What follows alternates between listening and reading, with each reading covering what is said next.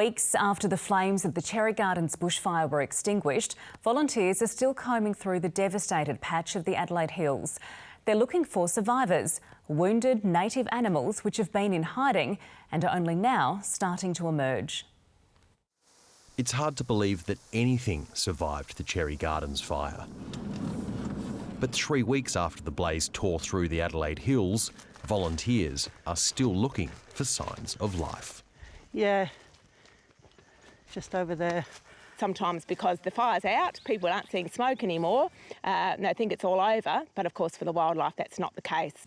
That's when the South Australian Veterinary Emergency Management Organisation, or SAVEM for short, steps in. The wildlife survive for a surprisingly long time after a fire has gone through, sometimes up to 8 to 10 weeks. We find animals that are injured and are emaciated. Try for him first. Yep. Locating injured animals like koalas is difficult enough. Getting them down for a check by a vet is a whole other challenge. Continuous monitoring by volunteers reveals some animals haven't moved since the fire came through. Okay, we need to grab some green leaf for this little guy. Yeah, unfortunately this area is all burnt out. It's where he's been for the last 2 weeks, which is why we really need to get him moved. The group has helped assess hundreds of animals, with many needing further care. Oh, yes. It's burns. That's burned. Have a look at the other one. Let's have a look at this front one there.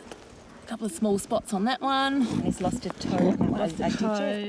Koalas like this one will be taken for a full veterinary assessment before being taken to a wildlife carer or sanctuary for further care, in hope that one day it can be returned to its natural habitat.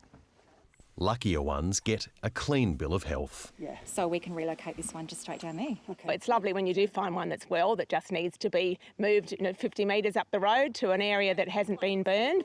Those sorts of things buoy our spirits quite significantly, because firegrounds are very, very confronting places. Giving Mother Nature a helping hand in trying times. Patrick Martin, ABC News, Cherry Gardens.